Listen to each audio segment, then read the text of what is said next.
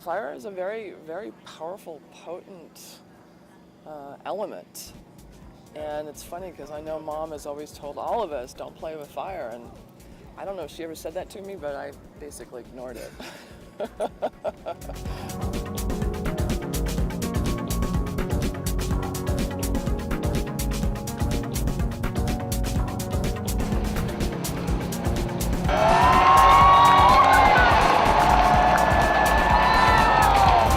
Why make fire? Yeah. Because I think it's because the beauty's in the fire. Everyone, most people are attracted to fire in some way because of the power of it. I mean, there's something very primeval in the power of fire. So for most of the fire art that you see out here, there's very, very few venues for it. And so we have to take the opportunities that we get to show this stuff. I don't consider myself a pyromaniac, and I don't think that most fire artists consider themselves pyromaniacs. And I think you find very few pyromaniacs in this field because it's not about the some kind of compulsion to make this stuff. It's done by people who are very, very careful and meticulous about what they do. We go through more gas than you even want to care to blink at. Yeah, we just roasted like 100 gallons of fuel. Alright. We're not bombing Iraq for nothing, huh? The Flaming Lotus Girl started in 2000, kind of in response to seeing a real scene of male-dominated fire art. And, while it was pretty and interesting and technical and big, they weren't seeing a lot of sculpture and beauty and kind of the thought for the sculpture during the daytime and a beautiful fire sculpture at night. Fire's unique and human.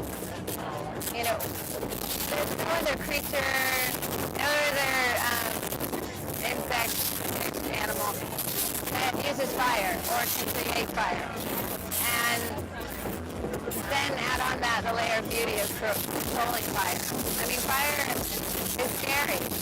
Out of control, it burns. People get burned, but in control, it's this beautiful element. And you have this edge of beauty and danger. The basic motto of the Lamplighters is illumination, navigation, and celebration. It's the Lamplighters that bring light to the city. It's the Lamplighters that then bring the ability for people to get around the city.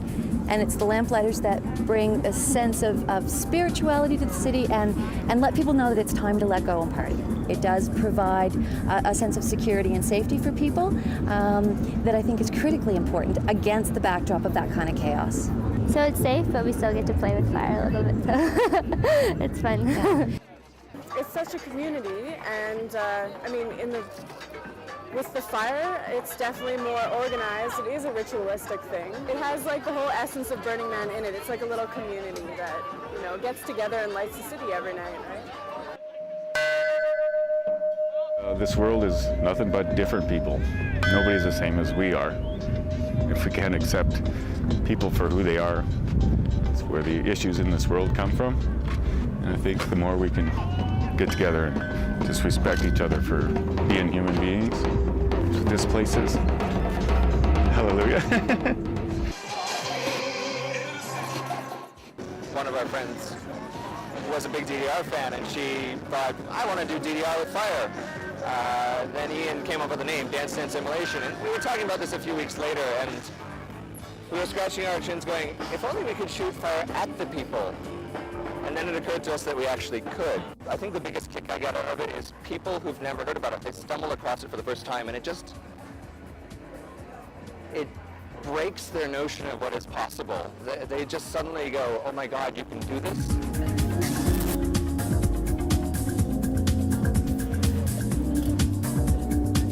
Having the heat of the flame around you, the element of danger, it keeps you present in that moment. And you can't think about anything else.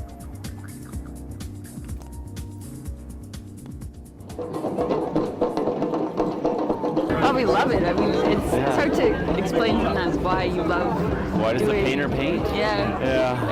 It's a lot of fun, especially when you're out there and the fire's brushing by you, and everything else just kind of fades away, and you're just focused on what you're doing in that perfect moment in time. And then you have the heat and the sound, and then you look out and the crowd is there and they're cheering. It's kind of like being a rock star.